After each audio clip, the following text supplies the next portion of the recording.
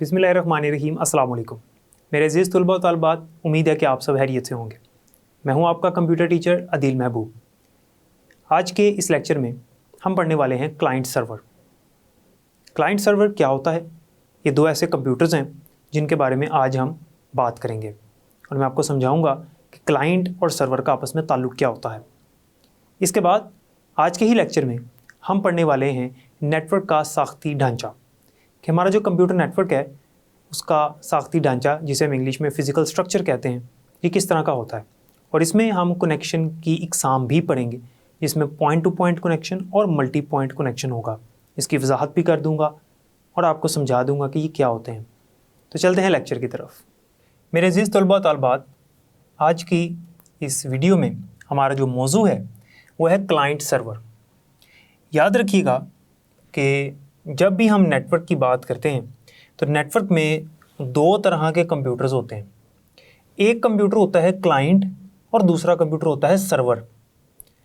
तो अब हम ये समझने वाले हैं कि क्लाइंट और सर्वर में फ़र्क क्या है, क्लाइंट कंप्यूटर कैसे काम करता है नेटवर्क में और क्या काम करता है, सर्वर कंप्यूटर क्या काम करता है और कैसे काम करता है। सबसे पहले तो ये जानना ज़रूरी है कि क्या इन दोनों का आपस में ताल्लुक़ है। तो हाँ, इन दोनों का आपस में ताल्लुक़ होता है। नेटवर्क में क्लाइंट और सर्वर का आपस में ताल्लुक़ होता है। एक दूसरे से अगर इनका ताल्लुक़ ना हो तो क्लाइंट क्लाइंट नहीं रहेगा और सर्वर सर्वर नहीं रहेगा। सर्वर सर्वर तब बनता है जब उसके पास क्लाइंट्स मौजूद होते हैं और क्लाइंट क्लाइंट तब बनता है जब उसका कोई सर्वर होता है। इसको एक तारीफ से समझते हैं। सर्वर एक ऐसा सिस्टम है, यानी एक कंप्यूटर कह सकते हैं, जो कि अपनी सर्विसेज दे रहा है, सहूलियात फराहम कर रहा है।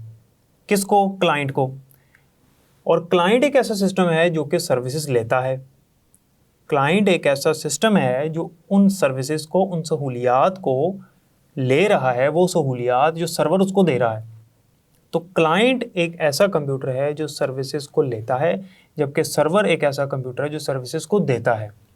याद रखिएगा, नेटवर्क में क्लाइंट कंप्यूटर कोई भी हो सकता है।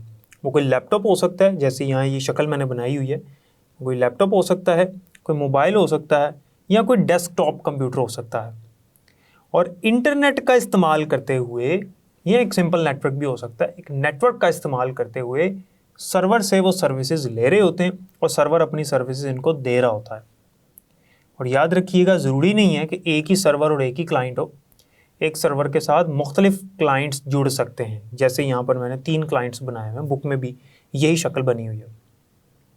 3 से भी ज़्यादा हो सकते हैं, एक भी हो सकता है।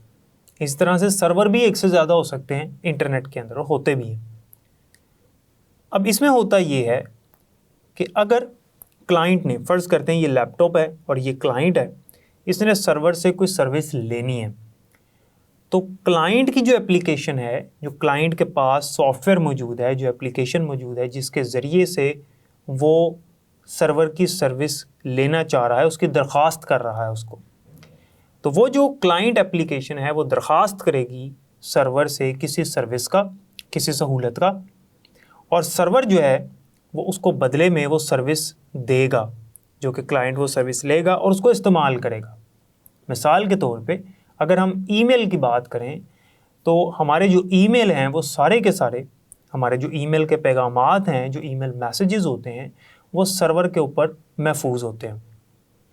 तो जब किसी क्लाइंट ने अपने ईमेल तक रसाई हासिल करनी है तो वो दरख्वास्त करेगा सर्वर को, यूज़र इंटरफेस उसको दिया जाएगा।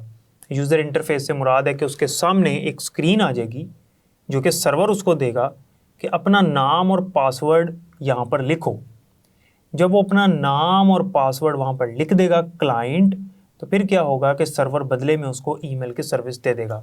उसका ईमेल अकाउंट खुल जाएगा और वो अपने ईमेल पैगामात को वहाँ से पढ़ सकेगा।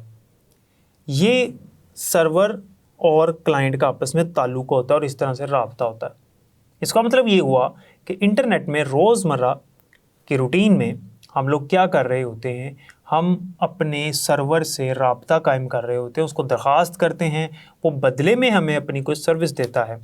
मिसाल के तौर पे अगर हम किसी वेबसाइट पे जाते हैं तो हम जब उस वेबसाइट का नाम लिखने के बाद एंटर का बटन दबा देते हैं तो यहाँ से दरख्वास्त जाती है सर्वर को।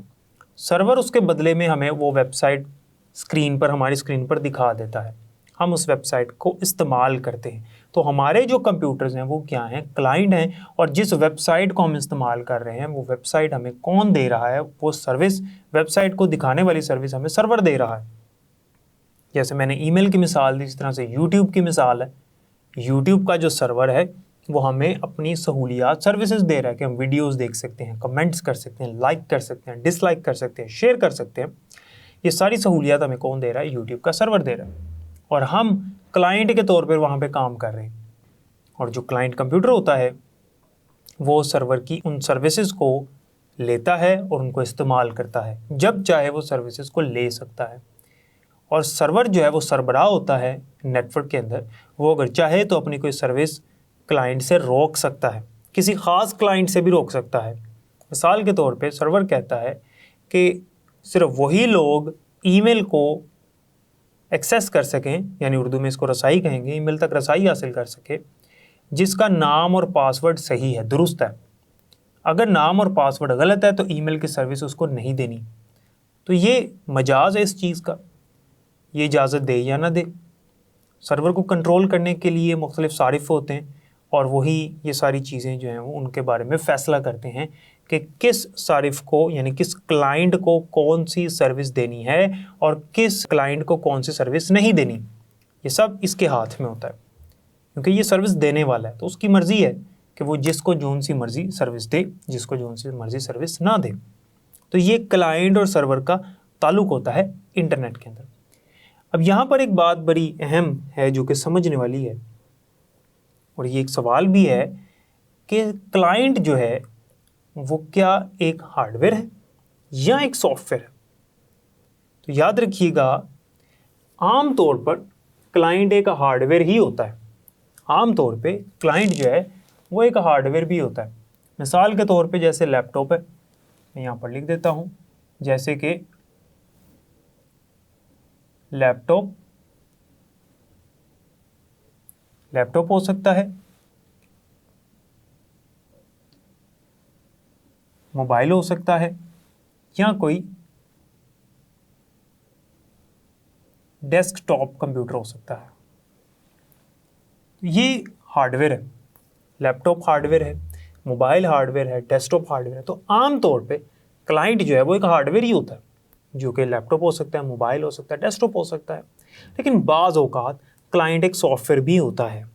जैसे कि मैंने अभी आपको यहाँ पर मिसाल में समझाया कि जब क्लाइंट ने दरख्वास्त करनी होती है, जब क्लाइंट ने दरख्वास्त करनी होती है सर्वर को, तो वो दरख्वास्त के लिए किसी एप्लीकेशन का इस्तेमाल करता है। मिसाल के तौर पे हमारा ब्राउज़र, जो वेब ब्राउज़र होता है, जैसे गूगल क्रोम है, जैसे मोज़िला फायरफॉक्स है, ये हमारे पास वेब ब्राउज़र्स हैं।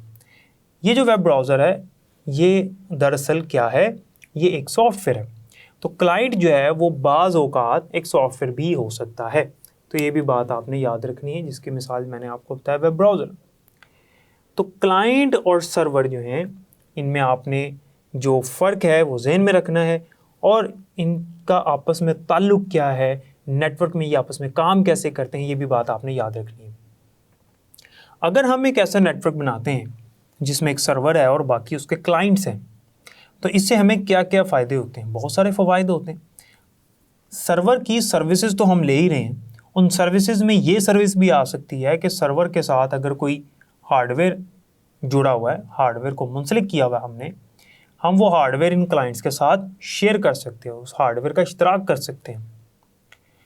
सर्वर की जो मेमोरी है, उसके ऊपर हम अपना डाटा महफूज कर सकते हैं। जैसे पिछले लेक्चर में हमने ये पढ़ा था, जैसे कि हमारे पास गूगल ड्राइव है, ड्रॉप बॉक्स है, हम किसी दूसरे सर्वर कंप्यूटर के ज़रिए से अपना डाटा किसी और कंप्यूटर पे महफूज कर सकते हैं, और हमारी जो जगह है हार्ड डिस्क की वो बच जाती है।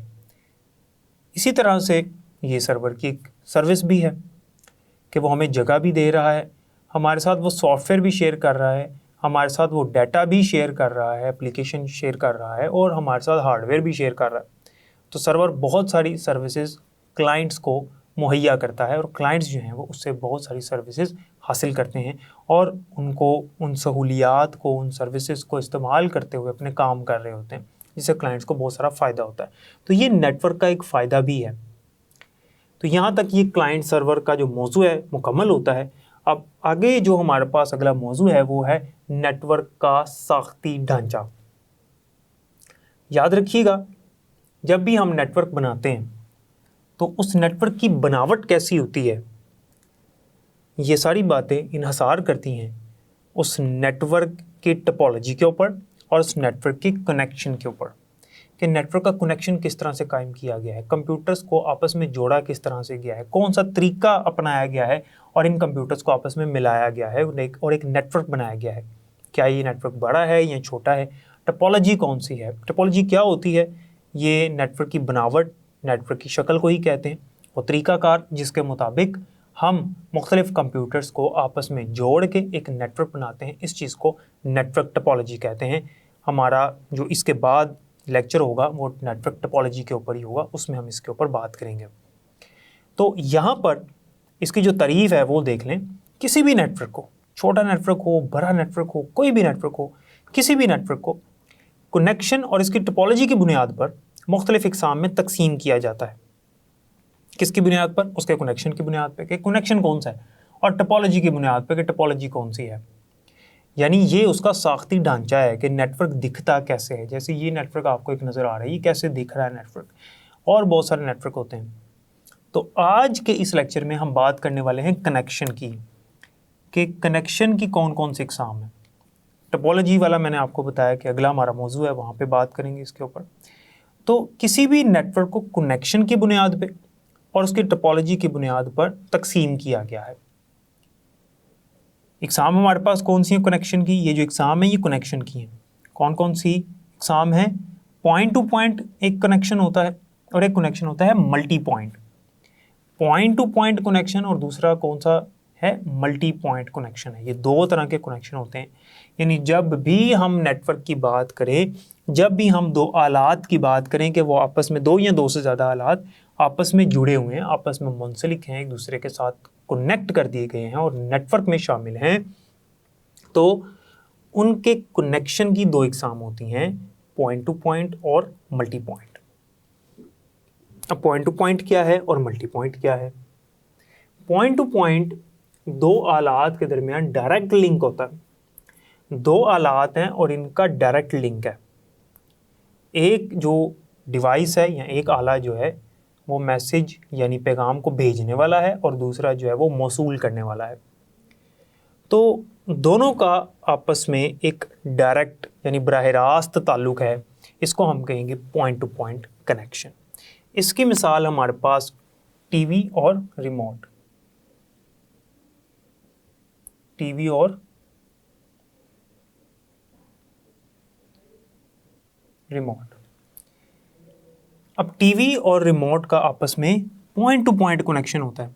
इनके दरमियान में कोई और चीज़ नहीं होती, इन दोनों का आपस में बराह रास्त ताल्लुक़ होता है। रिमोट जो है ये पैगाम भेजने वाला है और टीवी जो है ये पैगाम को मौसूल यानी रिसीव करने वाला है। तो हमेशा रिमोट से पैगाम भेजा जाता है और टीवी जो है वो उसको मौसूल करता है उस पैगाम को। यानी हम कमांड भेजते हैं रिमोट से, चैनल तब्दील करना और जो आवाज़ है उसको बढ़ाना या कम करना। तो ये पॉइंट टू पॉइंट कनेक्शन होता है कि एक पैगाम भेजने वाला और एक मौसूल करने वाला, इनके दरमियान में आपस में जो ताल्लुक़ है वो डायरेक्ट है यानी बराह रास्त है। जबकि मल्टी पॉइंट कनेक्शन की अगर हम बात करें तो ये मुख्तलिफ है इससे। मल्टी पॉइंट कनेक्शन में एक पैगाम भेजने वाले और बहुत ज़्यादा मौसूल करने वाले होते हैं। यानी एक जो आला है वो पैगाम भेज रहा है और मौसूल करने वाले बहुत सारे हैं, एक से ज़्यादा हैं। ये मल्टी पॉइंट कनेक्शन की मिसाल है। इसकी मिसाल है हमारे पास जैसे वाईफाई। अगर हम वाईफाई मॉडेम लगाते हैं तो एक वाईफाई के साथ बहुत सारे कंप्यूटर्स जो हैं वो जुड़ जाते हैं।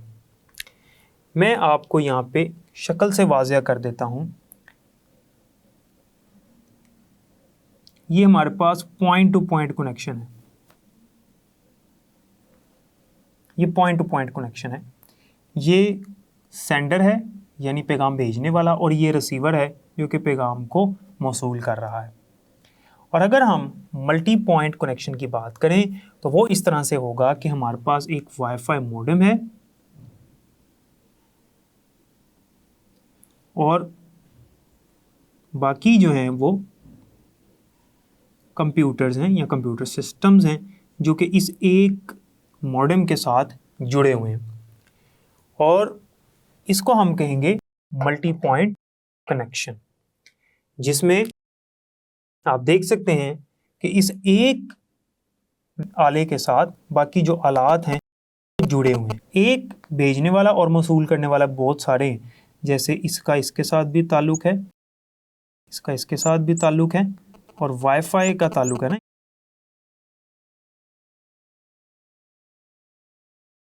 इस तरह से ये एक दूसरे के साथ मुंसलिक हैं। तो उम्मीद है कि ये जो हमारे पास कनेक्शन की इकसाम है इनकी आपको समझ आ गई होगी। मैंने मिसाल और शक्ल से भी वाज़ह कर दिया। तो पॉइंट टू पॉइंट की मिसाल में टीवी और रिमोट था। आप फ़र्ज़ कर लें ये रिमोट है और ये टीवी है जो कि सिर्फ मौसूल कर रहा है, जबकि यहाँ पे भेजने वाला एक है और मौसूल करने वाले एक से ज़्यादा हैं। ये मल्टी पॉइंट कनेक्शन की मिसाल है। तो उम्मीद है कि यहाँ तक आपको समझ आ गई होगी। तो जैसा कि आपने देखा क्लाइंट और सर्वर का आपस में क्या ताल्लुक़ होता है, क्लाइंट क्या है, सर्वर क्या है, और हमने देखा नेटवर्क का साख्ती ढांचा क्या होता है, और इसमें हमने कनेक्शन की इकसाम भी पढ़ी जिसमें मल्टी पॉइंट कनेक्शन और पॉइंट टू पॉइंट कनेक्शन के बारे में हमने पढ़ा। उम्मीद है कि आज के लेक्चर की आपको समझ आ गई होगी। बाकी इंशाल्लाह अगले लेक्चर में पढ़ेंगे। तब तक के लिए मुझे इजाज़त दें। अपना ख्याल रखिएगा। अल्लाह हाफ़िज़।